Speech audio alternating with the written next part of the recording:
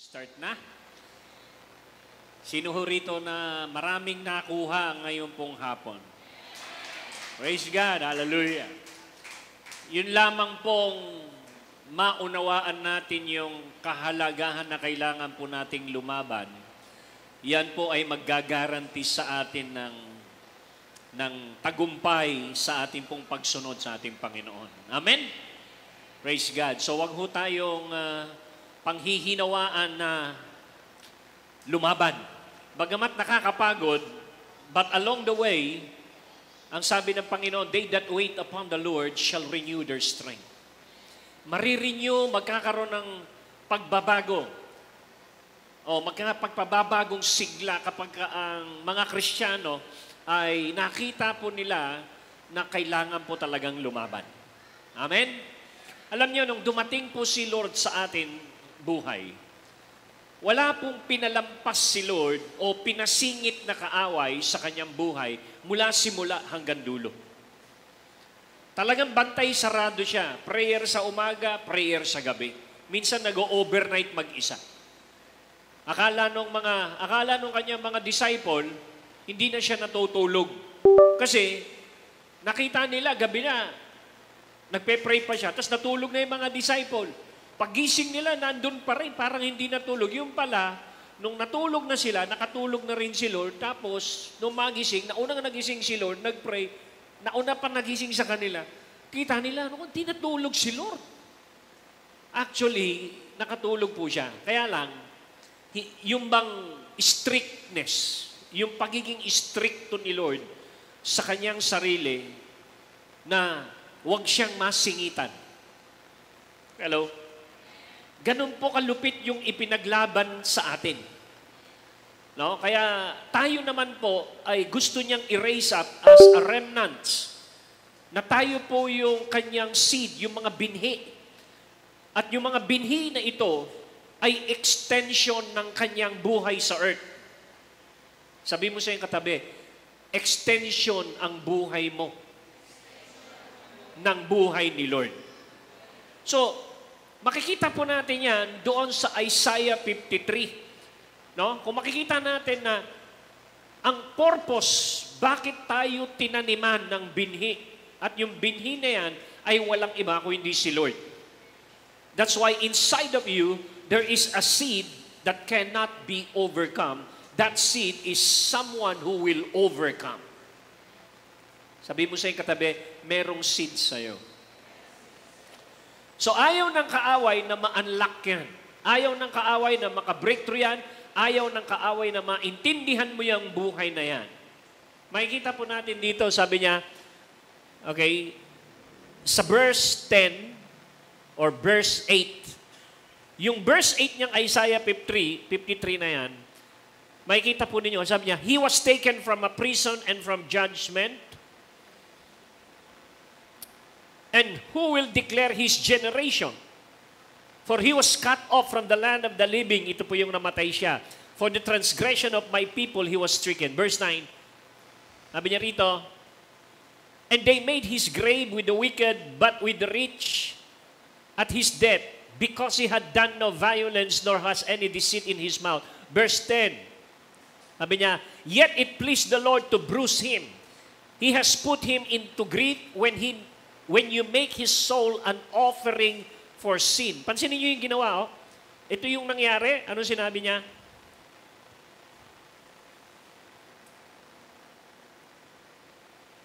Ang sabi po diyan, when you make His soul, naalala niyo yung nilip off, ni-release ni Lord yung kanyang spirit, into your hand, I commit my spirit sa cross.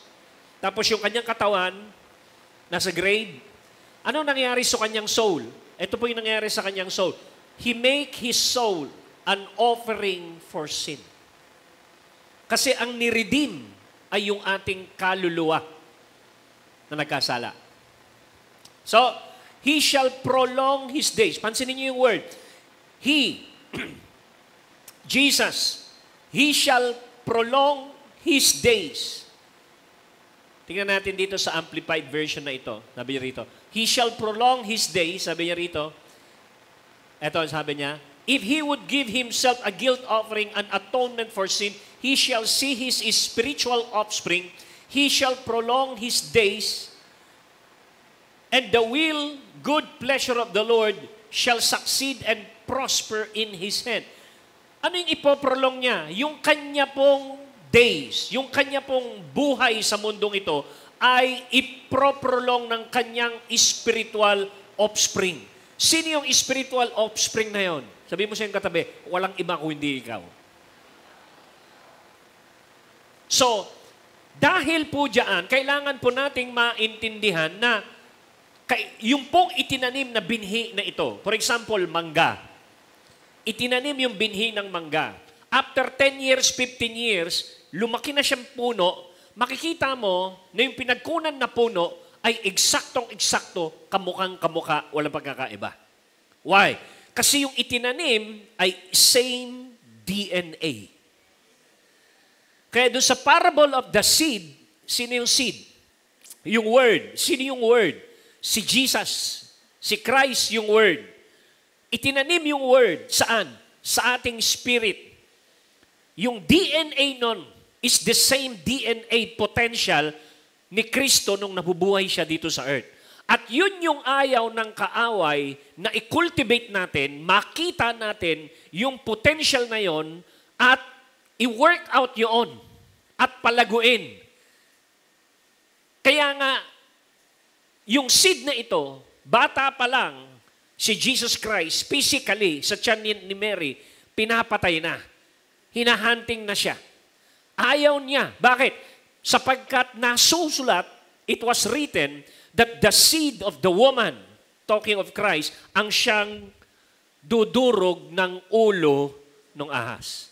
That's why natatakot siya rito, takot siya rito, na baka mag-mature ito sa'yo, makita mo. Hallelujah. Yung kaaway na kinakatakutan mo, takot sa'yo. Kaya ka lang natatakot dahil na-manipula ka niya, nadideceive ka niya, nagbibigay pa siya ng kadiliman sa'yo. Paanong dumilim? Paanong dumilim yun? Kasi, alam nyo, nung nagsimulang i-entertain ni Eva, sa kanyang isipan, yung suggestion ng kaaway, dito po nabuksan yung pong kaharian ng kadiliman. So, nasaan ang kaharian ng kadiliman? Ang kaharian ng kadiliman ay nag-ooperate sa carnal mind. Hello? Kaya doon po sa 2 Corinthians chapter 4, verse 4, binulag ng alin? Ng Diyos ng sanlibutang ito ang isipan. Correct? Ano sabi niyan? Among the God of this world, Satan has blinded what? The minds of the unbelieving to prevent them from seeing the illuminating light of the gospel of the glory of Christ, who is the image of God. Hanggat hindi mo nakikita yung image na yan, mahihirapan kang matransform into His image. Okay? Hello? Alam niyo kapag nagbabasa ka ng Bible, ang sabi ng Panginoon, ang Word of God is an image. Correct? The Word of God revealed the image. Ngayon, mapapansin mo na kapag nagbabasa ka ng Bible at nakita mo doon sa istorya, kapitbahay namin ganito, si ganito. Hindi po. Dapat pagka humarap ka sa isang normal na salamin sa bahay nyo, ang makikita mo yung mukha mo. Tama? You see your image. Pero, kapag ka ikaw ay nagbabasa ng Bible, nakaharap sa mirror of the Word, ang makikita mong image dapat, yung image ni Kristo. So, habang ikaw ay nakapokus sa image ni Kristo, sabi sa 1 Corinthians 3, you are being transformed in the same image you behold. So, pagkat di mo binibehold yung image ni Kristo na yan, you cannot be transformed. Kasi hindi mo alam kung paano ka maitatransform. Kaya nga ang kaaway, yung ating utak, pinipilit niyang padilimin para hindi mo makita yung image. Nakiintindihan po natin to? Praise God. Masarap ba yung pansit? parang nakakapanahimik yung pansit. Ano? So makikita natin dito na nag-start, kaya yung domain, makinig kayo ha, yung domain ng kingdom of darkness ay walang iba kung hindi nandito sa carnal mind. At yung carnal mind na yan, pag hindi mo po matalo, ibig sabihin, hindi mo rin matatalo ang sarili mo.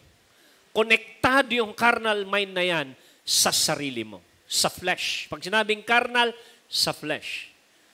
Kaya, para matanggal ang talukbong na yan, kailangang mamatay si Kristo. That's why His flesh is the curtain. Kaya, nung namatay yung kanyang katawan, nawasak ang tabing ng templo mula sa taas. From top to bottom, natanggal yung tabing.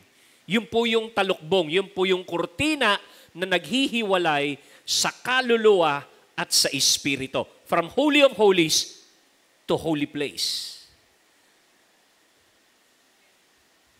Hanggat hindi nawawasak, hindi natatanggal yung veil na yan na talukbong, hindi po yan, mahihirapan po tayong mag-grow, mag-transform into His image. Bakit? Kasi lagi kang bubulungan ng kaaway na ganito ka, ganito ang identity mo, wala kang pinag-aralan, grade 1 lang ang inabot mo, no read, no write pa ako, paano na ngayon ang buhay mo, sangkahig, sangtuka. So, yun yung bumobombard na mga mindset na napag-aralan mo sa mundo, nakuha mo sa mundo.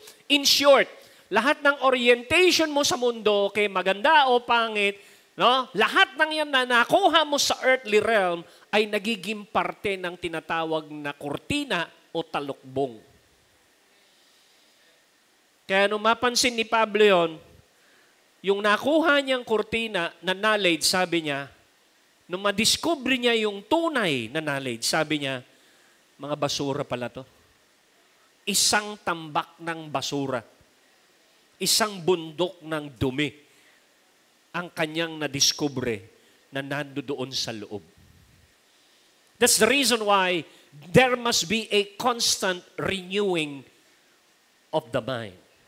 Kaya 3 taong tinutukan ng Panginoon ang kanyang mga disipulo para lang mabago ang isipan na yon. Kaya ang entrance ng kingdom is renewing of the mind. Kailangang mabago para maibalik ka sa function ng tinatawag na kaharian ng Diyos. That's why, ang sabi niya, magsisi, magbago ng pag-iisip. Why? Because the kingdom is coming. Kaya mapapansin po ninyo yung kanya pong pagpasok ng kingdom, iisa lang ang mensahe ni Lord. It's about the kingdom. Ang kanyang mga teaching, it's about the kingdom. Bakit? Kasi yun po yung nawala sa atin. Hello? Ngayon, malapit na siyang dumating. Hindi natin alam kung, yung iba mga Kristiyan, hindi alam kung ilang porsyento ni Kristo ang lumago sa'yo. Kasi pag natanim yung mabuting binhi, merong namunga ng 30, may namunga ng 60, may namunga ng 100. Yung DNA na yon ni Kristo, yung iba 30% lang yung na-express na Christ-likeness. Yung iba 60% lang na-express ng Christ-likeness. Pero may potential po na i-express ng 100% because that seed came from the same DNA. Hello? Di ba sabi sa 1 John, sabi niya, sa 1 John, ang kanilang pagiging anak ay hindi kagagawan ng tao. John chapter 1 verse 13, di ba? Ang ating pagiging anak ng Diyos ay hindi kagagawan ng tao.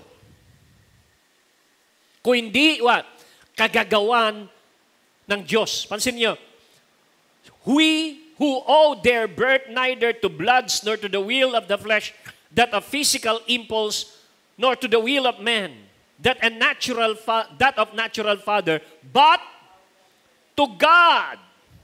They are what? Born of God. Sabi mo sa iyong katabi, you are born of God. Kaya yung bagong generation na ito na ni-regenerate, yun ang ibig sabihin ng born again, ay muli po tayong ni-reset at binigyan ng access at pagkakataon na lumago dito sa kingdom na yan. Kaya ang pinapahanap ay yung kingdom. Hindi po yung added unto you. Di ba? Seek ye first what? Yung kingdom ang pinapahanap. Tayo naman, ang pinopokus, asan yung added unto you? Kaya tuloy, hindi mo makuha-kuha yung added unto you kasi doon tayo nabubulag.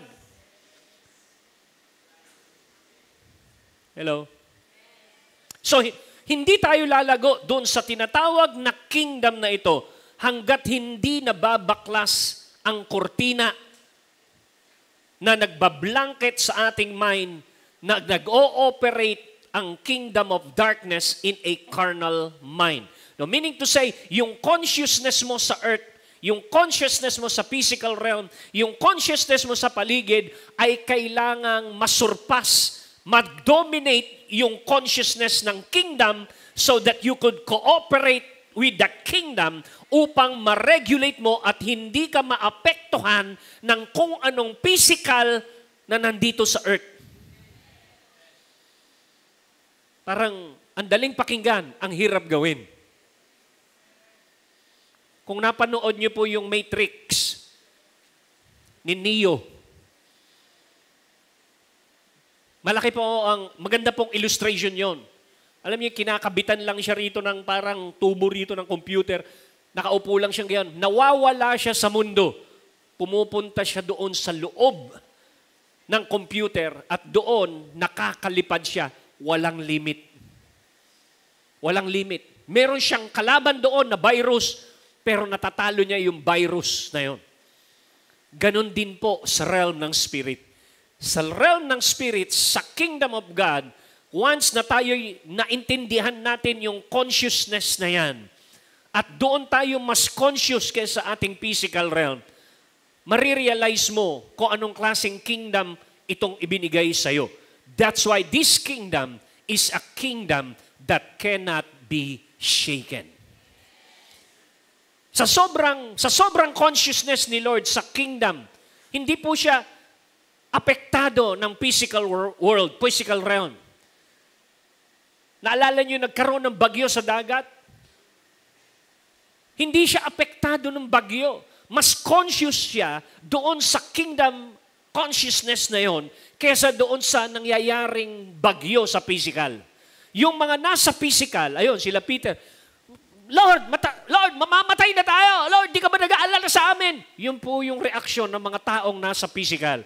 Pero yung mga taong nasa consciousness ng kingdom, tulog lang sila. So, naintindihan po ninyo? Kasi, sila yung hari ng kingdom. Yun yung dahilan kung bakit sinabi ni Lord, I'll give you the dominion over the fish of the sea, birds of the air. Lahat ng nilikha ng Diyos Ama, inilagay sa ating pamamahala, sa ilalim ng ating paa. Even the gravity, kaya nga pansinin nyo, nung naglakad si Jesus Christ sa ibabaw ng tubig, He is not operating sa physical realm. He is operating in the consciousness ng kingdom realm. Parang nagpapakita siya, oh, ganito dapat kayo mag-operate. Kaya niyong lumakad sa dagat dahil kayo ang original na hari dito sa mundo.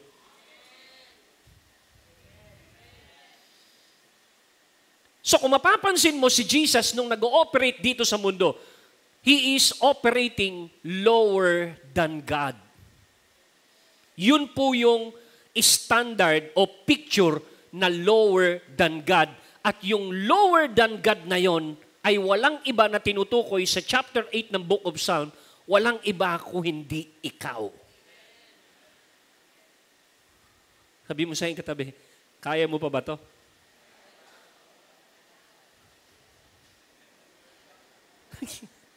Kasi kung pag-uusapan natin spirituality, dadaling ko po kayo sa revelation na gano'n. Kaya lang, anong use sa iyo? Anong magiging use sa iyo nito kung wala ka pa, hindi ka pa handa talaga ron, hindi ka pa handa sa ganitong klaseng mga lalim nung revelation. Hindi mo pagbubutihan, hindi mo i-cultivate. Sa mga Chinese character, sa mga Chinese na mga palabas. Pag may Chinese na palabas, ano yung mga palabas nila? Di ba? Merong halong spiritual. Di ba? Yung mga matatanda, nila, ang tawag nila doon, minsan yung kanilang bakbakan, lumilipad pa nga sila eh. Di ba? Bakbakan nila, suntukan lang yun, lumilipad sila, kung ano-ano.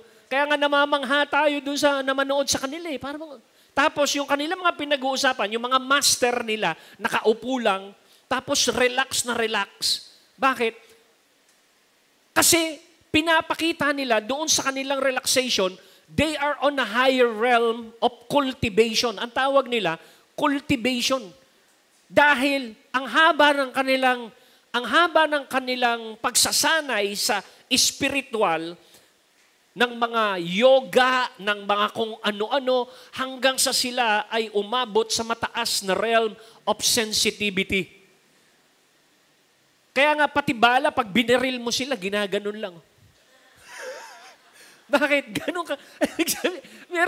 Ang galing nila di ba? Mag-illustrate ng supernatural eh. Bakit? Kasi merong naabot silang spiritual exercises sa kanilang buhay na inabot nila. Ang pausapan nga nila 9 realms of heaven. But 9 realms? Grabe. So makikita natin, tayo naman, huling-huli. Alam mo yung bata, dumedede sa nanay. Ilang buwan siyang dumedede? Ilang buwan? Meron pa bang 1 year, dumedede pa rin? Meron pa, di ba? Isipin mo, yung dede ng nanay, yun yung mundo. Yun yung dinedede mo nung ipinanganak ka rito sa mundo. Dumedede ka sa mundo. Dumedede ka. Dependent ka doon sa dede ng nanay mo. But time will come, aawatin ka. Dahil hindi ka na pwedeng dumede sa mundo. Kailangan mo nang maborn again. Kailangan mo nang magsimulang dumede sa kingdom of God. Para yung nutrients ng kingdom of God lumago sa'yo. Para maintindihan mo that you and I is a sons and daughter of the kingdom. Na bilang sons and daughter of the kingdom, we have that royalty. That's why we rule and reign. Hindi ba yun ang dulo ng ating istorya sa Revelation? They will rule and reign. We will rule and reign with the Lord for 1,000 years. Ipaparamdam niya sa atin kung ano yung nawala. Kaya yung hindi mo matutunan dito, dun mo matututunan after ng rapture pa. Kaya dito pa lang, pag-aralan mo na paano maghari. Ano yung paghaharian mo? Yung fish of the sea. Pagharian mo yung fish of the sea na yan. Bakit? Ano ba yung fish of the sea na yan? Yan yung mga kinakain mo. Galunggong, tilapia, tuna, kinilaw, Sinigang, paksiw. Ano ibig sabihin nun? Ito yung mga bagay sa mundo na nagmamanipulate sa'yo. Bakit minsan hindi ka makapagsilbi kay Lord? Kasi wala kang makain. Hello? Ano pa yung sinasabi ng Panginoon? Birds of the air. Ano to? Ito yung manok. Ito yung itlog. Ito yung turkey. Ano pa yung isa? Cattles. Ano makuha mo sa cattle? Karne, bulalo, pares. Ano makukuha mo rito sa cattle? Balat, shoes. Ano pa? Jacket, leather shoes, sinturon. Sa halaman, ano makukuha mo?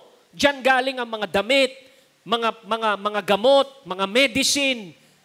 Sa ilalim ng lupa na pinaghaharian mo, anong meron doon? Tanso, bakal, ginto. So, diyan mo makukuha yung mga parts ng relo mo, parts ng computer mo, parts ng mga sasakyan mo. So, ang ibig sabihin niya, so lahat ng sinabi niya, birds of the air, fish of the sea, cattle, and everything under the earth, which is yung mga mineral na yan, yan yung bumubuhay sa'yo sa mundo, physically, na nakakaapekto ng decision mo araw-araw na pinaghaharian ka. Ilang tao ang namamatay taon-taon dahil pinatay ng ubas. Ubas lang ang pumatay sa kanila. Paano ubas? Ilang libong ang namamatay. Saan ang galing ang alak? Sinong pumatay ngayon? Yung ubas. So yun yung ugat nun. Ano pinag-aawayan ng tao ngayon? Ginto. Saan ang galing yun? Ilalim ng lupa. Ang sabi ni Lord, pagharian mo yun. Bakit yung ginto ngayon ang naghahari sa'yo? Bakit ang naghahari sa'yo yung mga material things? Saan ang galing yung semento na yan? Sa lupa. Saan ang galing yung bakal? Sa ilalim ng lupa. Saan ang galing yung mga aircon na yan? Galing ng lupa. Saan ang galing ang lahat ng mga kotse na? Sa ilalim ng lupa. So, most ng ginagamit natin dito sa earth, sa physical, nang galing doon sa sinabi ni Lord na pagharian mo lahat ng yan. Kaso, hindi natin napagharian yun kasi nahiwalay tayo sa kingdom. Mula nung in-entertain ni Eva sa kanyang carnal mind, nagkaroon ng panibagong field ang kaaway. It is the field of darkness. Kaya doon siya kumikilos sa madilim na kaluluwa ng carnal mind ng tao at ng mga Kristiyano na hindi nababago ang pag-iisip. Hello? Kaya nga ang word ng Panginoon, i-meditate mo yung word ko day and night. Nagagawa mo ba? Hindi. Minsan nagagawa mo lang buksan yan kapag Bible study. Nagagawa mo lang buksan yan kapag ka-Sunday service. Mas pinaniniwalaan mo pa nga yung Marites kaysa sa Word of God. So paano kang maghahari ngayon? Paano mong paghaharian ngayon yung dapat mong pagharian? Kung magpo-focus ka lang sa buhay ng Panginoong Hesukristo sa four gospel, pinagharian ba siya ng pagkain? Meron ba kayong nakita? Lagi siyang nakikikain? O control niya ang pagkain? Ang pagkain niya, kalooban ng Diyos eh. Di ba? Yung nature. Kinontrol ba siya ng nature? Ng bagyo? O siya ang nagkukuman bilang hari sa mga bagyo? Yung mga demonyo, kinokontrol ba siya ng mga demonyo? Hindi. Kinakasout niya mga demonyo. Yung mga sakit at karamdaman, meron ka bang nabalitaan siya nagkasakit? Wala. Why? Sapagkat ganun ang original blueprint ng ating buhay. Kaya nga sabi niya, who the people say I am? Bakit niya sinabing, gaano ka-importante ka? Kasi kung hindi mo ko kilala, hindi mo makikita ang blueprint paano i-build ang church. May nagsabi, sabi nila, para kang si John the Baptist. Sabi na para kang si Jeremiah. Para lang yun. Kayo, sino kayo? Sabi ni Peter, you are the Christ, the Son of the living God. Mapalad ka, Peter. Mapalad ka, Simon. Babaguhin ko ang pangalan mo. Mula ngayon, hindi na Simon ang pangalan mo. Ang pangalan mo ay magiging Pedro. Sa sinabi mong kapahayagan na yan na ako ang Kristo, ang anak ng Diyos na buhay, ito ang blueprint ng aking gagawing church.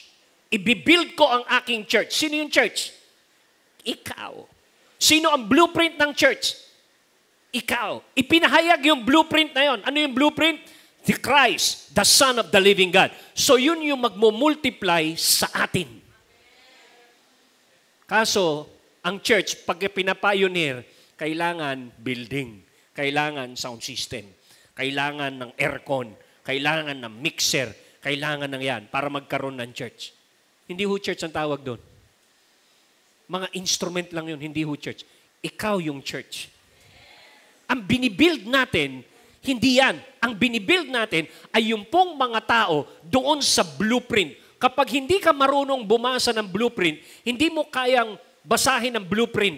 Eksakto. Hindi mo mabibuild si Kristo ng eksakto sa buhay ng tao. Para mo siyang binibuild katulad ni John the Baptist, pero hindi siya ganun.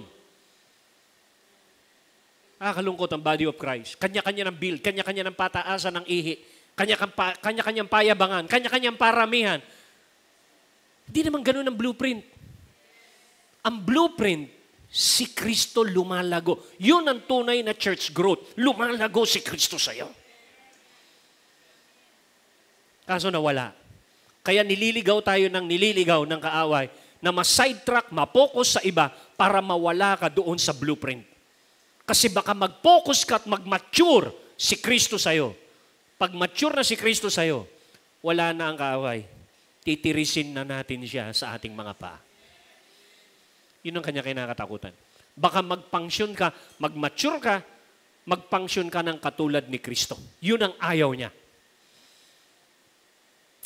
Hallelujah. Ayoko na sana ituloy ito doon. Bumalik na lang tayo rito kasi ibang topic yun eh. Kaya lang, sometimes, kapag hindi po tayo nakaka-breakthrough sa isang realm, through praise and worship, to increase our spiritual vibration, mahirap maunawaan ang isang precious revelation. Hindi mo mauunawaan. Paano mo masabing hindi mo maunawaan? Mahirap mag-response sa mga tao na hindi po nila kinasanayan yung buhay na ganon. Kaya mahihirapan kang mag-amen doon sa mga revelation pa. Sabi ni Jesus, marami pa akong pwedeng sabihin. Kaya lang, hindi nyo pa maiintindihan. Hindi nyo pa kayang i-bear. Ano ibig sabihin ng bear? Katulad ng isang buntis na babae, he bear a son o he bear a child. Ang ibig sabihin, hindi mo kayang i-bear, hindi mo kayang i-capture ng iyong spiritual womb at i-mature at i-manifest sa physical realm yung aking word. Yun po ang ibig sabihin nun. Marami po siyang dapat pwedeng sabihin.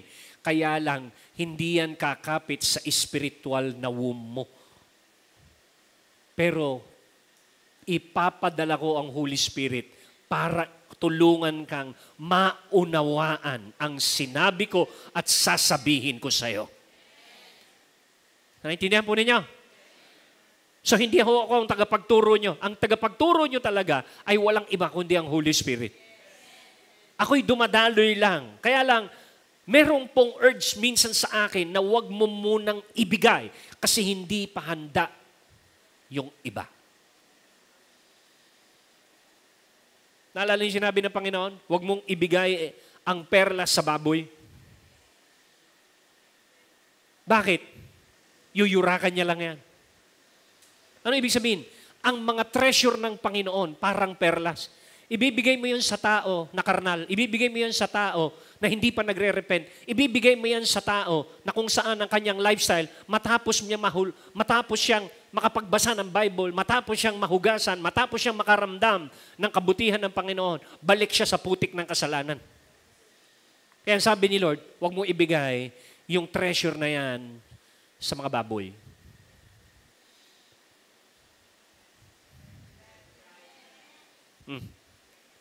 Di mo sa yung katabi, kailan malampasan mo yung pagiging baboy. Masakit, di mo ba? Masakit. Masakit pakinggan, pero yun po yung tunay na kahulugan ng carnality. Sa sobrang tindi ng requirements para makalaya tayo doon sa tabig na yun, kailangang mamatay ang physical na katawan ng Diyos, which is the flesh. Bakit kailangan mamatay yung flesh? Para matalo natin yung ating flesh.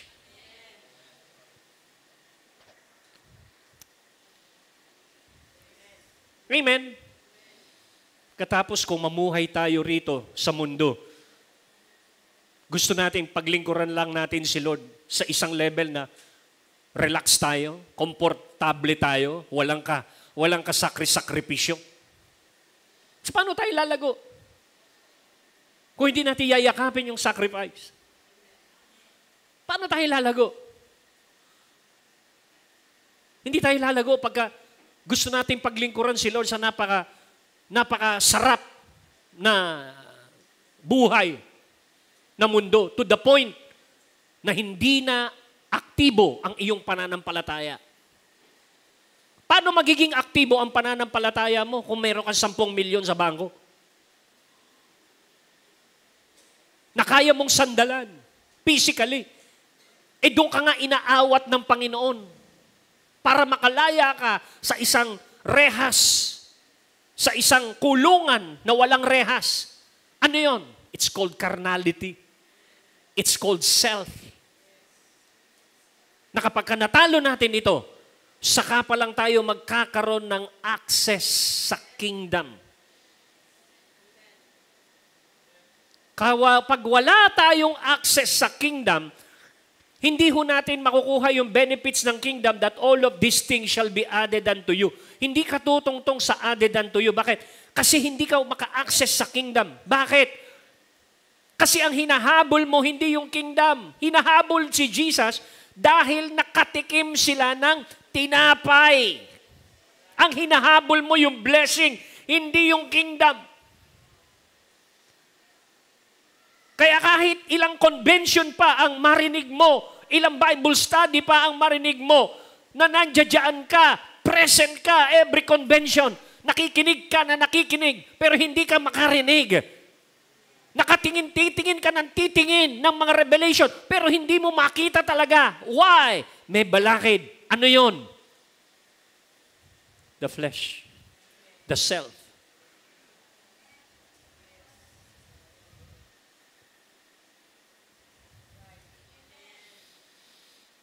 Di ba? Ako mas gusto ko yung ganitong atmosphere, hindi aircon. Bakit? Kasi pag aircon, nakakatulog yung tao eh. para bang yung habang nakikinig ka, palalim ng palalim yung ugat ng lamig sa kanilang Hallelujah. O, pagka ganyan, paypay ka ng paypay, hindi ka makakatulog yan. Ganun ka na. Aktibo ka. Di ba? Hallelujah. So, naintindihan po ninyo yung introduction ko? Pero, when it comes to the theme, sa tema po natin ng pagbabalik, napaka-importanteng matalakay po natin yung ating pong timeline na kinalalagyan po natin. Kaya sabi ni Lord, alamin mo kung saang oras ka nabubuhay. Because if you don't understand what kind of time that you are living, you cannot draw out a specific strategy. Ano ang strategy mo para makapaghanda? So, kailangan nating makita, mabasa, yung signs of the end times. Medyo mahaba-haba po ito. No? Hanggang ano oras na rito? Hanggang alas 5. Part 1. Yung part 2 nito, bukas. Pwede ba yan? Hanggang alas 5 lang tayo rito di ba? So, pag nakita po natin ito, bukas po yung part 2 nito, para maunawaan po natin at ang bawat isa ay hindi magplano ng napakahabang plano na para bang nabubuhay siya sa panahon ni Abraham. Wala na ho tayo sa panahon ni Abraham para magplano ka ng 10 years from now, 5 years from now. Hello? Kaya dapat mabuksan ang ating isipan sa mga nangyayaring tanda ng kanyang pagdating. Baka sa sobra mong pagkabisi, sobra mong pagkalango sa iyong earthly success, nakalimutan mo nang maghanda para sa Kanya. Kaya nga ang warning ni Lord, sabi niya, He will come when least are expecting. Ba't ganun? Bakit pwede naman siyang dumating na maraming nag-e-expect? Bakit darating siya na least is expecting? Kasi na-busy yung iba. Kaya maraming mamimiss nila ang rapture. Marami pong makakamiss. Sa sobrang pagkabisi ng iba. Matapos po nating makuha ito, ang susunod na topic po natin dito, then, how to become rapture ready. Katulad ni Enoch. Na siya yung unang picture na na-rapture. Ano yung kanyang lifestyle? Ano yung kanyang ginawa? Bakit ganoon ang regalo sa kanya ng Diyos? Hello? Okay. Tignan po natin. Jesus promised His coming. John chapter 14 verse 1. Do not let your hearts be troubled. Trust in God, trust also in me. In my Father's house are many rooms. If it were not so, I would have told you, I am going there to prepare a place for you. And if I go and prepare a place for you, I will come back and take you to be with me, that you also may be where I am. Alam niyo po ba na ito pong John 14:1 to 4 na yan, yung kinukwento niya po diyan na pagdating ay hindi po yung second coming na siya po ay maglaland sa earth. Kasi ang picture po niyan sa Greek, sa Hudyo, sa Jewish tradition is, halimbawa ako ay tatay at ganitong square meter na ito po ang aking property, yung compound ko. Okay? Tapos yung anak ko nanligaw at merong betrothed siya sa babae na yon. Ang gagawin niya, iiwan niya yung babae na yon kung saan man yon, babalik siya sa compound ko para mag-ayos siya ng isang kapirasong kwarto para meron siyang matulugan at siya at ang kanyang asawa. Yun po yung picture niyan. Kaya ang tawag doon sa compound doon, Father's house. House ng kanyang ama, maraming room to accommodate. Pero si Jesus mismo kasi ang dapat mag-build ng ating titirhan. So ano yung trinabaho niya nung siya'y umalis? Sabi niya, I would tell you I'm going there. And prepares what? A place for you. So meron siyang piniprepare doon. Saan? Sa New Jerusalem na bababa. Alam niyo ba kung ano ang sukat ng New Jerusalem na bababa? 1,400 cubit square. Gano'ng kalaki yun? Magmula dito sa Pilipinas hanggang doon sa Tibet boundary ng China. Mula rito hanggang doon. I-square miles mo yon. Ganong kalaki yon, pagkatapos yung taas nun, halos hindi mo masukat. Bababa yung ganong kalaki na yon sa earth. Yung first layer, second layer, third layer, fourth floor, fifth floor, sixth floor, third floor. Kaya nga, sabi niya, sa ibang translation, in my Father's house. Ang tawag niya sa New Jerusalem, Father's house. Are many mansion.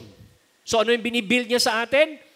Mansion, hindi kubo. Pero tayo mga Pilipino, ang utak natin, puro kubo. Kaya ang kanta natin, bahay, kubo. Nakabaon sa utak natin yan. Dapat pala ang kanta natin, bahay, mansion. Para mabago yung mind natin. Kasi ang liit natin mag-isip eh. You just imagine, yung lote ni Lord na New Jerusalem mula Pilipinas hanggang doon yung lote. Hanggang China ang lote. Square miles, first ground, unang ground pa lang. Ang sukat ng lote mo, gaano kalaki, bawat individual.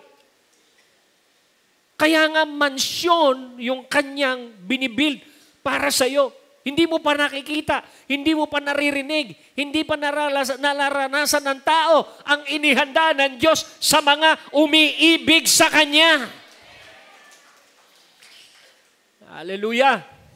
Kaya marami pong surprises. Doon tayo titira. Hindi tayo titira sa langit. Imimit lang natin si Lord sa ulap.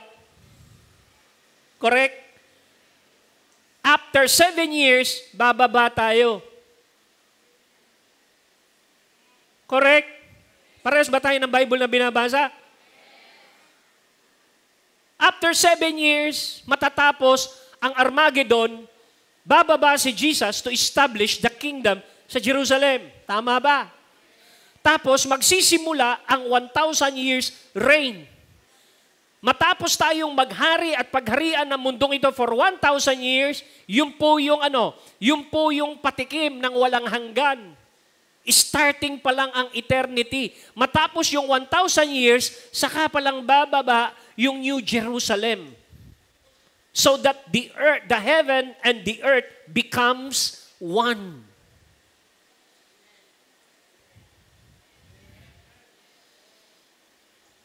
Diba? Hello? So, sino ho rito ngayon ang gusto na pag kinausap siya ni Lord, nak, 2 milyon, iwiwin mo para sa akin.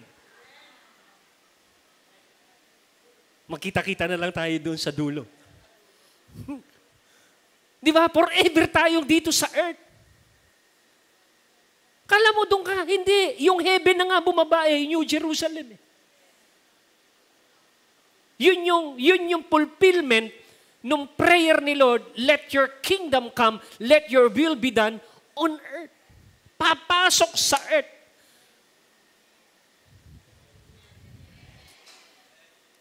Hallelujah. So, ito pong chapter na ito is not talking about second coming sa physical realm. It's talking about the snatching of the bride. I-snatch yung bride. Bukas ituturo ko rin yung understanding ng betrothal ng tradition para maintindihan po natin ito.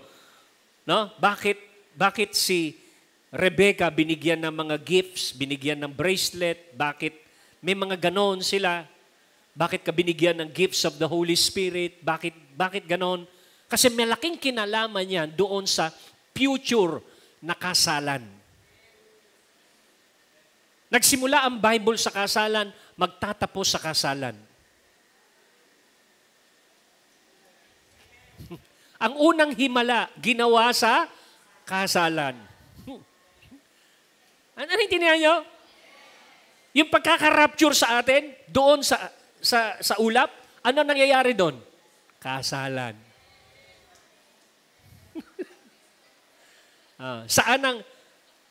Saan ang honeymoon? After 7 years, punta tayo sa earth. Nangangabayo tayo ng kulay puti na nakita ni Enoch pababa sa earth. Kaya sabi ni Enoch, I saw the Lord riding on a white horse with the holy saints.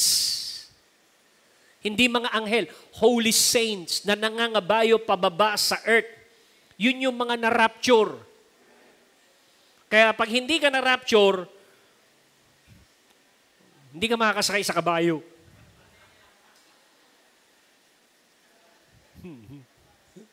So, tignan po natin. Sunod po natin. Okay. Ano yung sign?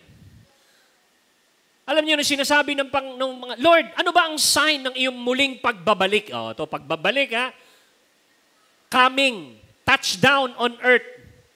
Ang sabi niya, ganito ang sang sign. Sabi niya sa Matthew 24:3, tell us, they said, when will this happen? And what will be the sign of your coming or the end of the age? Hindi po the end of the world, the end of the age. Ibig sabihin, merong isang panahon na matatapos. Halimbawa, tayo po ay nasa church age, nasa grace period. Pagkatapos ng rapture, pag dumating yung rapture, tapos na po yung church age. Tutuldukan yung church age matapos ang rapture. Okay? Sabi niya, the end of the age will come. Sabi niya, number 1, ngayon hindi mo na malaman kung yung mga napapanood mo is edited o ginawa lang ng tao o talagang nangyari. Di ba? Di ba nakita niyo si Duterte at si De Lima naghalikan?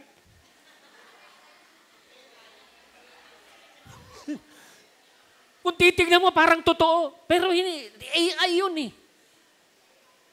So marami ng mga nadideceive. Alam mo yun? Magpapakuha ka ng litrato, kala mo talagang nasa Paris eh. Uy, saan ka na? Tinitext mo pa eh. Nasa Paris ka ba? Hindi siya. Nagpakuha lang sa Pasig.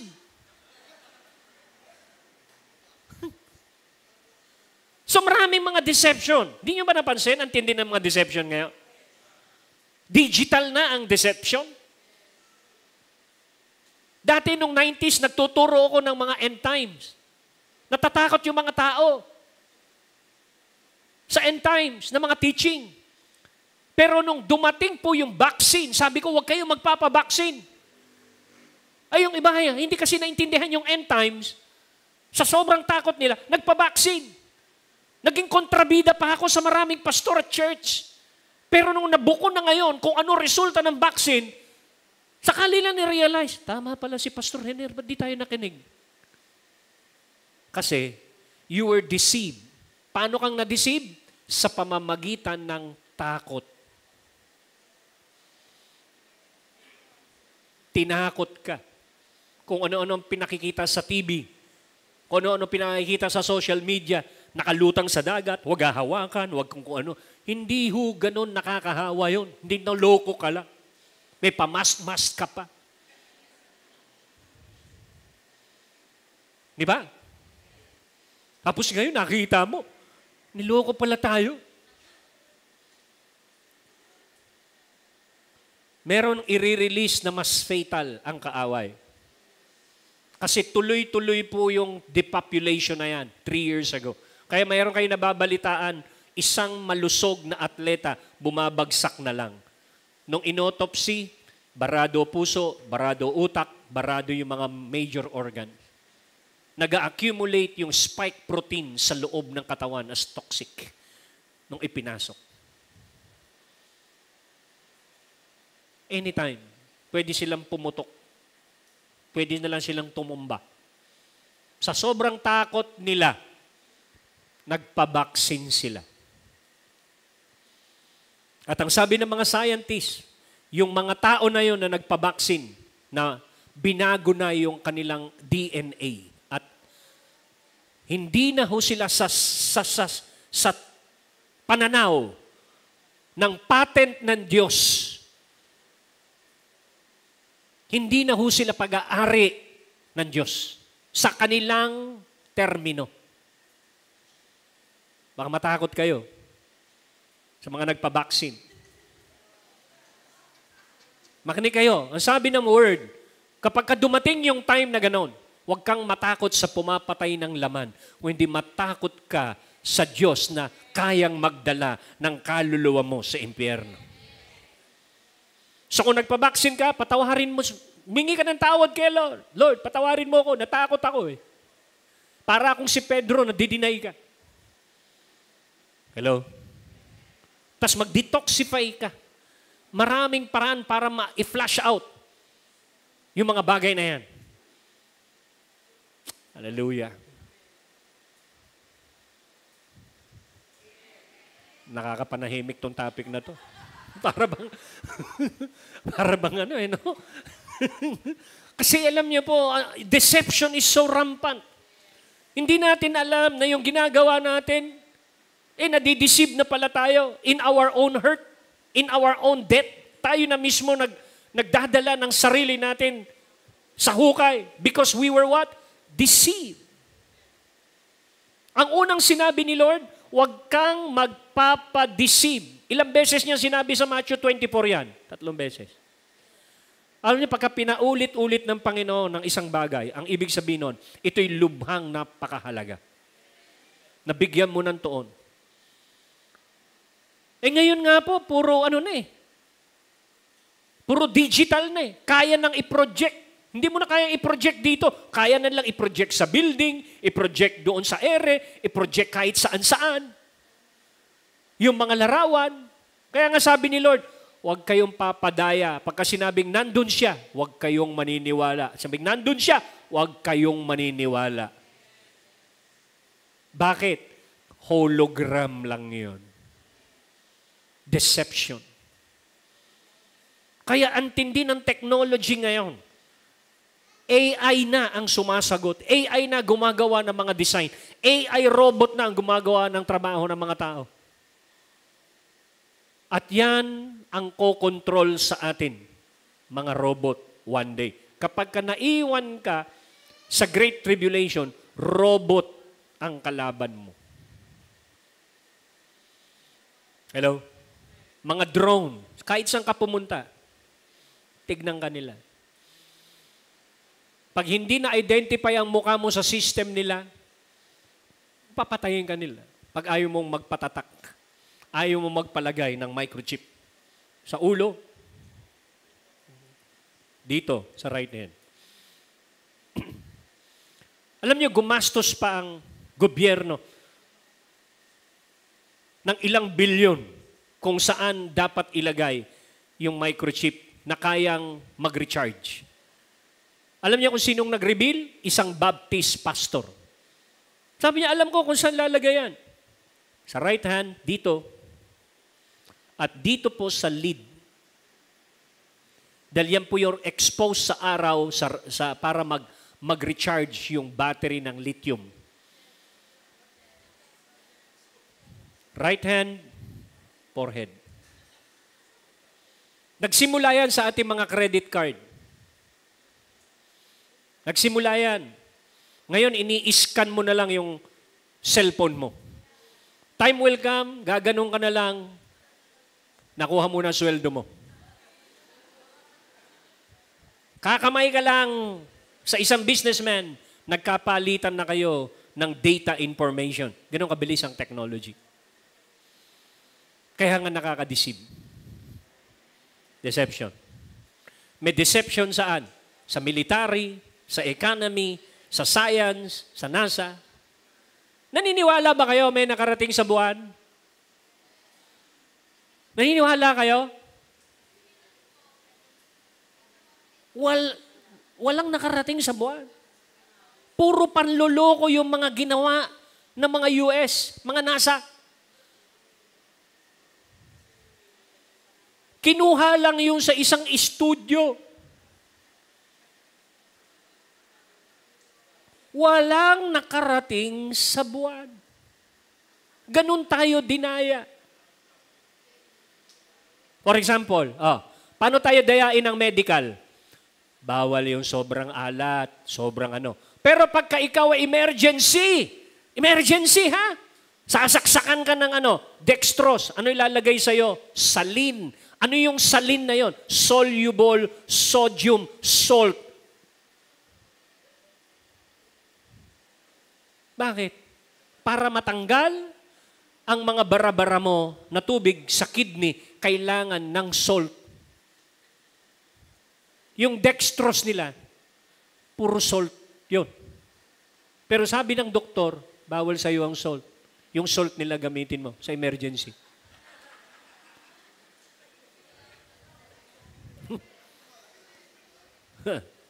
Yun yung deception na hindi mo napapansin. Ito pa. Cholesterol. Naku, huwag kang kakain ng mga ganito, ganyan.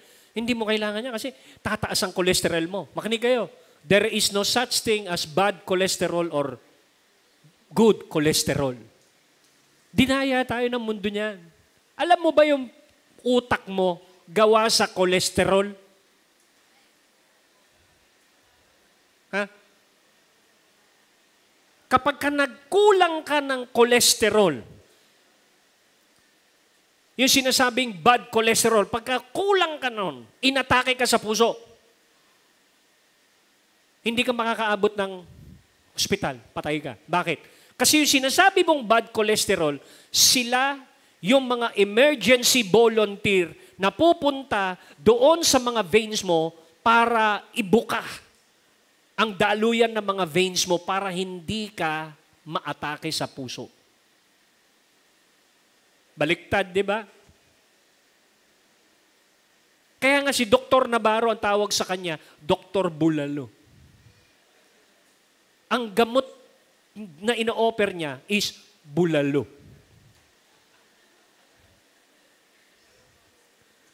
Yun ang pinapakain niya sa kanyang pasyente.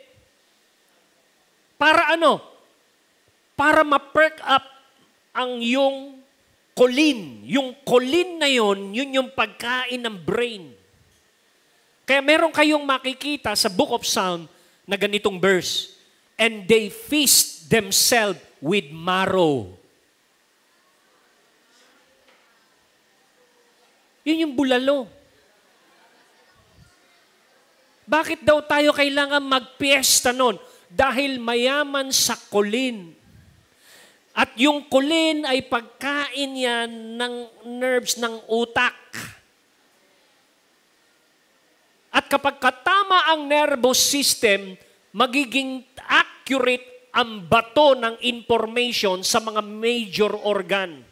Like puso, atay, kidney.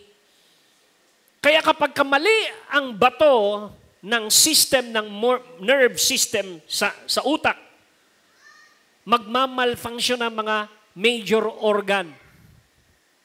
Kasi hindi na accurate yung bato. Bakit? Kasi yung utak mo kulang sa pagkain na ang tawag ay choline. Sa makukuha ang choline sa mga itlog, nilagang itlog, araw-araw kumain ka 6 na piraso araw-araw. Pero ang sabi ng iba, huwag kang kakain na itlog. Tataas ang ganito mo, puro tataas. Tawag yan? Deception. Deception. Hello? Ito pa ang deception. Huwag kang magpapaaraw. Bakit? Magkaka-cancer ka. Yung Blu-ray na yan, magkaka-cancer ka. Meron na ho ba kayo nabalitaan? Dahil sa sobrang... yung mga nasa US ka, nagbibilag nga sa araw eh. Meron ba kayo nakita nga? Wala. Bakit? Kasi ang araw ang pangunahin na nagbibigay sa atin ng vitamin D. At ang major na materyales para ma-heal yung ating katawan is vitamin D. Dapat nag-i-intake tayo niya ng vitamin D araw-araw ng 20 to 30,000 IU. Kaya di ba pansinin niyo, nung vaccine, hindi kayo pinalalabas, huwag kayong pupunta ng beach. Bakit? Gagaling kasi kayo. Anong tawag doon? Deception. It's across the board. Kaya sabi ni Lord, huwag kang magpapadaya.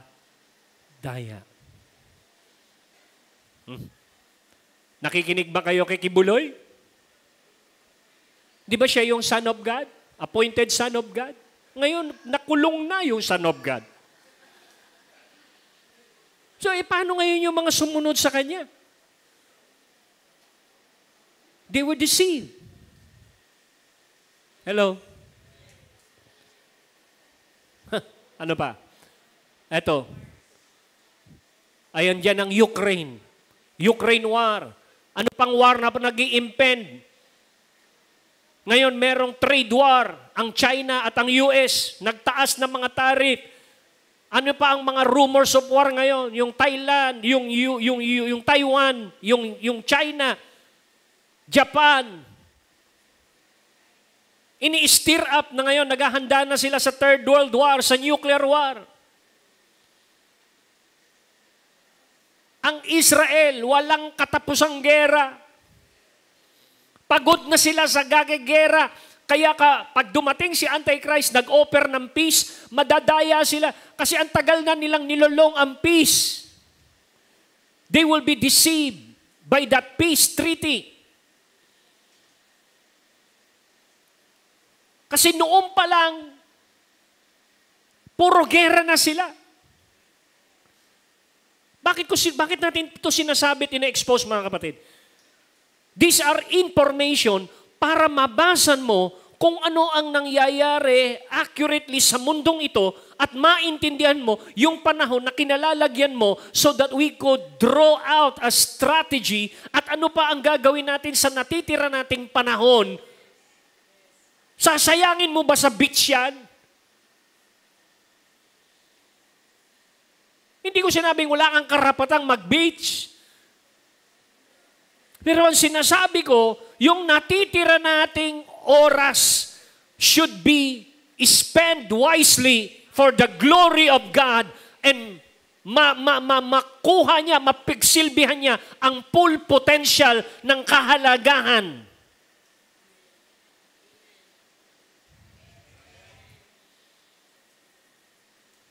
Hallelujah. Naintindihan po natin. Kami naaamoy na naman akong pinirito. Hallelujah. So, gera. Ang daming gera, di ba? Ang Pilipinas gustong gerahin. Pero walang magigera sa atin. Alam niyo ba kung bakit? Hindi nila pwedeng gerahin yung may hawak ng pera.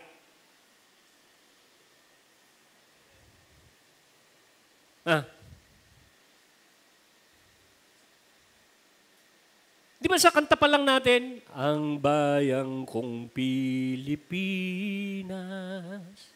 Ano raw tayo? Lupain ng gintot. Paano tayo gigirahin nandito mga ginto?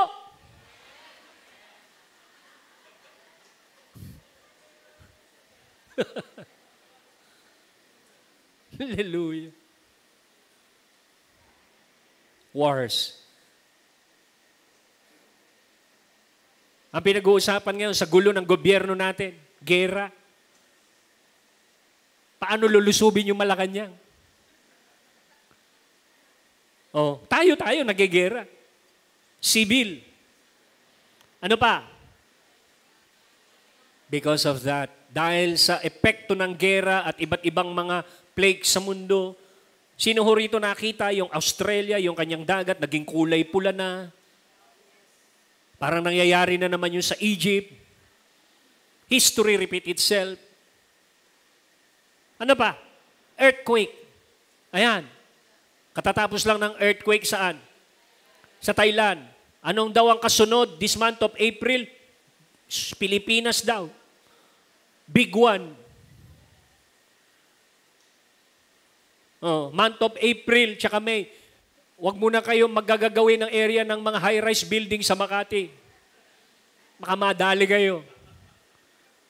Nakatira kayo sa White Plains, dadaanan yan from Marikina Falls to White Plains to Makati hanggang Laguna yan. Mawawasak yan. Magkakaroon ng split yan. Ang ine-expect nila is 8.5 to 9 magnitude. Kaya nag-expect sila ng isang malaking tsunami na mangyayari sa Pilipinas. Kaya sabihin mo sa iyong katabi, Sana wala ka sa mga lugar na yan pag nangyari.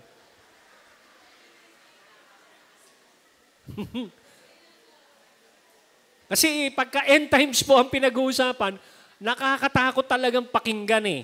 Pero kailangan po nating ma-inform para malaman po natin na anong panahon tayo nabubuhay. Para tama po yung ating pong mga desisyon. Hindi yung nagdidesisyon ka 10 years from now. Rapture na bukas, 10 years from now yung... Hallelujah. Amen ho ba? Ano ba? Pestilence, panahon ng COVID, andyan dyan. False prophet, ano pa? Lawlessness, lukewarmness. Nangyayari na lahat yan.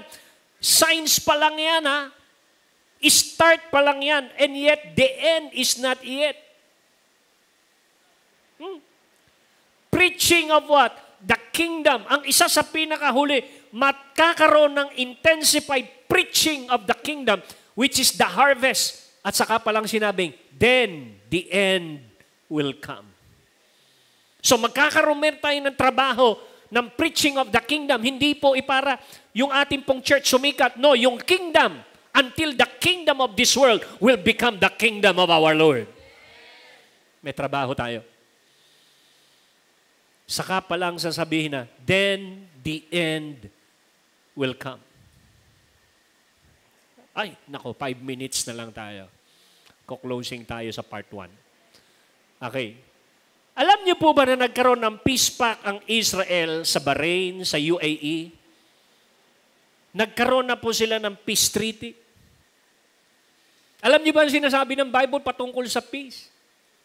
When they say peace, peace, peace, then sudden destruction will come.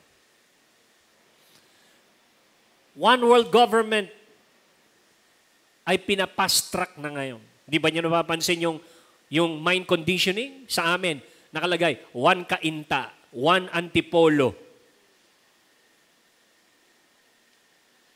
Bakit parating nandoon yung salitang 1? Para yung mind mo makondisyon sa one world government. New world order. Plinano na nila yan, matagal yan. Nakalagay po yan doon sa $1. Bakit sa $1? One world government. Sa likod nun, merong triangle na merong mata. At meron po doon nakasulat doon sa Latin, nakalagay, Novus Ordo Seclorum. Ano ibig sabihin ng translation na yon? New World Order.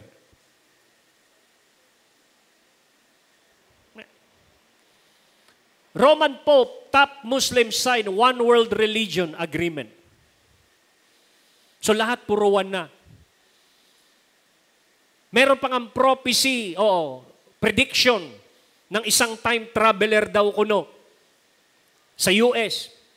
By April 25, 2025, babagsak daw ang banking system at i-impose ang digital money. Yun ang sabi nila. Kaya hindi ako pinakikinggan ko lang sila. Tapos tinatanong ko kay Lord, Lord, totoo ba ito or anything? Dapat pagganahin mo yung discernment. Itong sinasabi ko pong ito, nangyari na po yan. So, ibig sabihin, nasang panahon na tayo? Nasa huling panahon na tayo. Actually, hindi na ho panahon eh. Nasa mga huling oras na lang tayo. Kaya sabihin mo sa iyong katabi, mag-focus ka na kay Lord.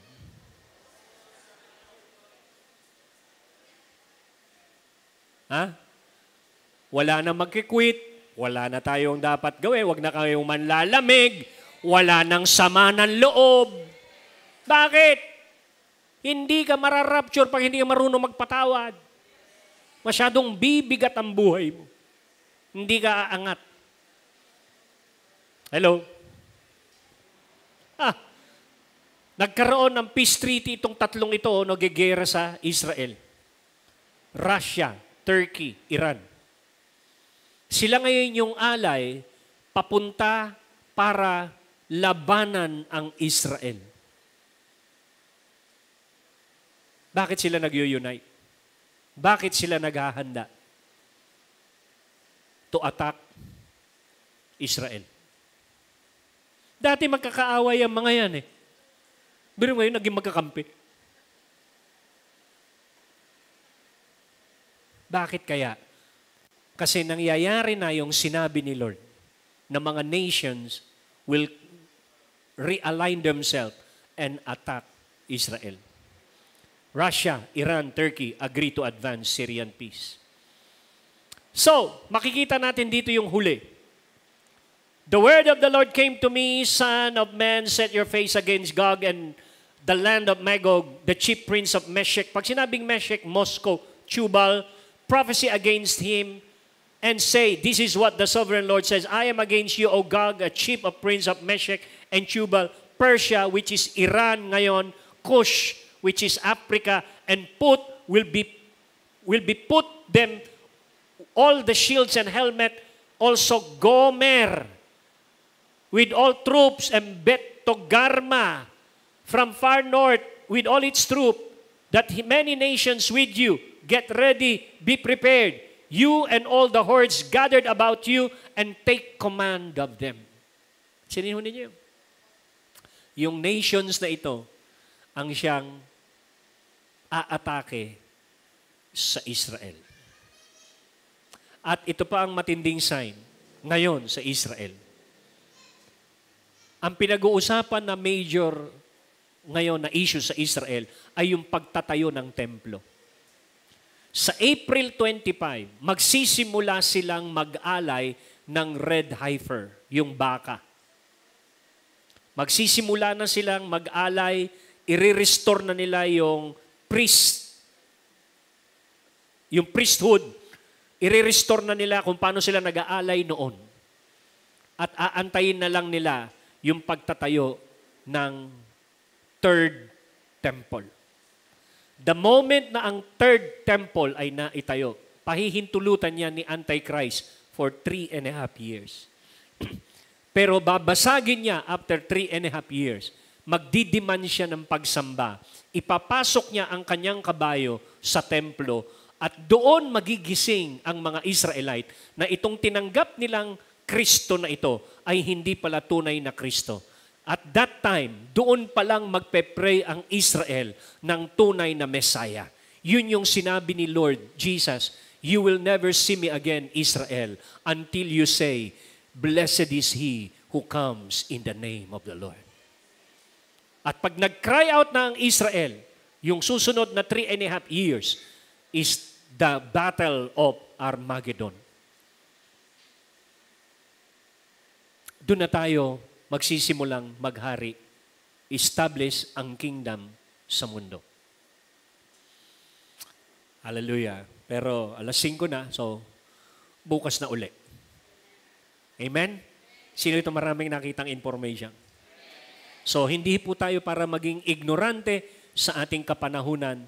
Tayo po ay mga gising na nagbabantay upang tayo po ay ma-maximize natin ang panahon na ibinigay ng Diyos sa atin, mga lakas at mga resources upang pagsilbihan ang layunin at kalooban ng Panginoon. Everybody lift your hand. Let's pray. Hallelujah. Hallelujah. We give you praise. We give you thanks. Oh, Ramadalavakan, Dalabayalavaravakan. Hallelujah. He is coming. You're coming, O God.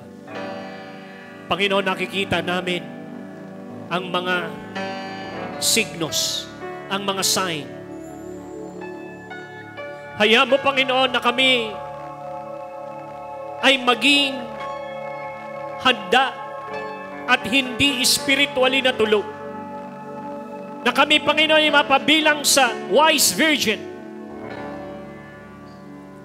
Na ang bawat isa sa amin at ang bawat pamilya namin ay makasama, O Diyos, sa first resurrection.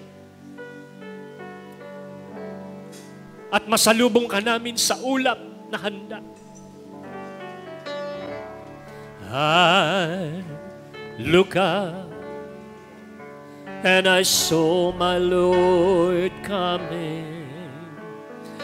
I look up and I saw my Lord coming down the road.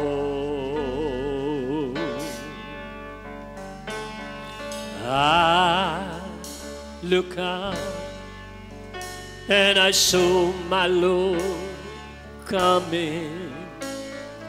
I look up, and I saw my Lord coming down the road.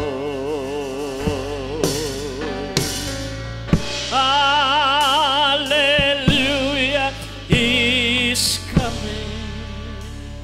We prophesy. Hallelujah, He is here.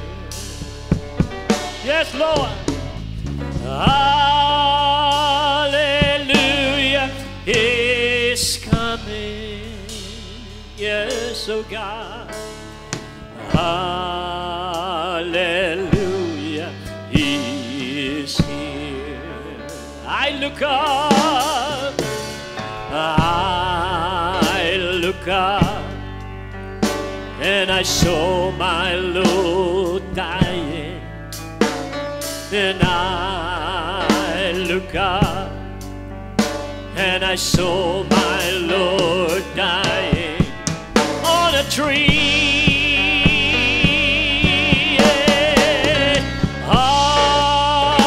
Hallelujah, He's coming. Oh, hallelujah, He's here. We prophesy You're coming, Lord. Hallelujah, He's coming. He's coming. Hallelujah, He is here. I look up, and I look up, and I saw my Lord coming. I look up, and I saw my Lord coming in the cloud.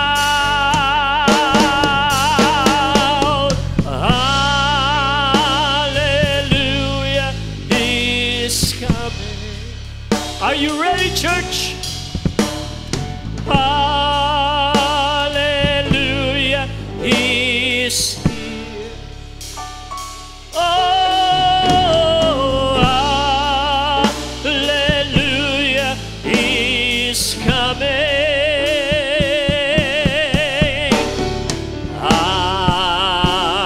Hallelujah, He is here.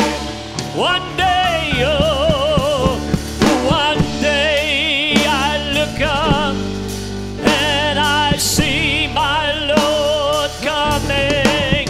One day I look up, I'm gonna see my Lord is coming in the cloud.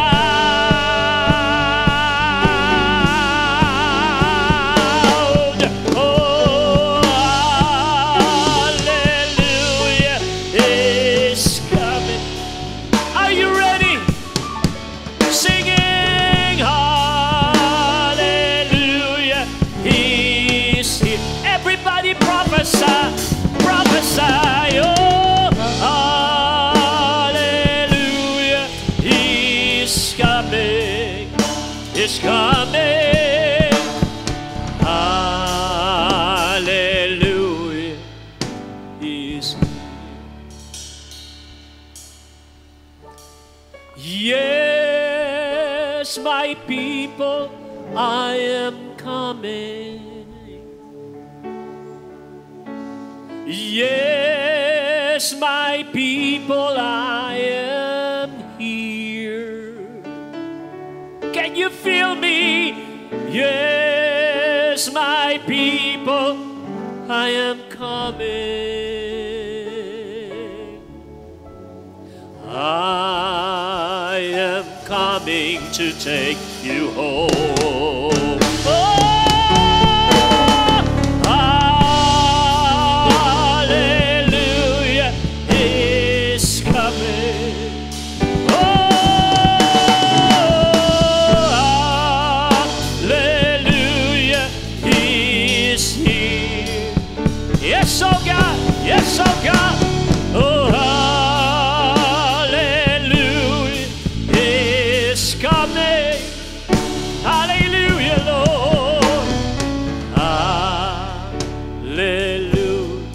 Everybody lift your hands to Him. Feel the presence of God.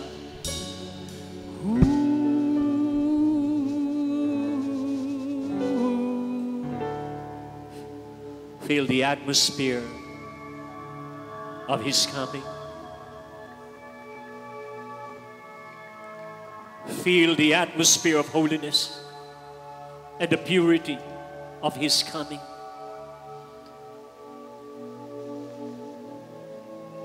Damhin mo ang initial na atmosphere ng Kanyang pagdating.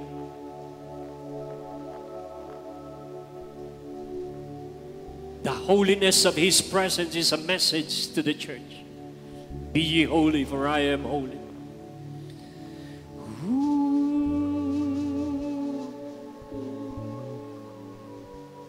Right now, I want you to commune with the presence of God concerning you and your family. Lord, prepare the bride. Prepare each and every one of us. We don't want to be left behind.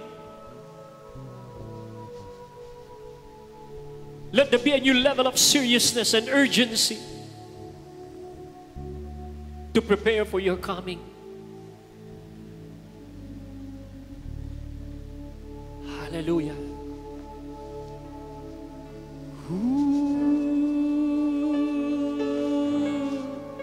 Thank you, Lord. Thank you, Lord, for your peace. Thank you, Lord, for your awesome presence. That you sanctify us with your holy presence that make us holy. Only your presence that make us holy. Jesus.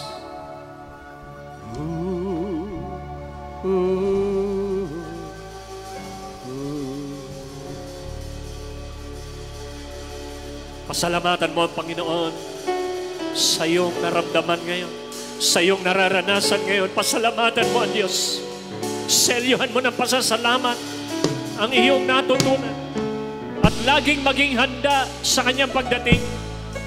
O Diyos, manguna ka, ingatan ang bawat pamilya, ang bawat anak, ang bawat isa, ang bawat kamag-anak. Ihanda mo ang bawat isa sa iyong pagdating, Ama. Panginoong Jesus. Lord, let the bride made herself ready as we continue to submit to the beautician of the bride, which is the Holy Spirit. Maraming salamat, Panginoon. Muli mo kaming ibalik bukas sa lugar na ito as we go back to our different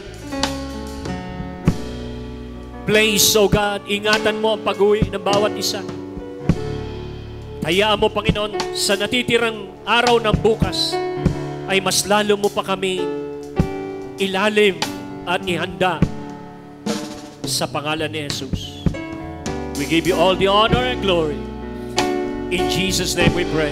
Everybody say, Amen, Amen. Palakpakan po natin ang Diyos. Hallelujah.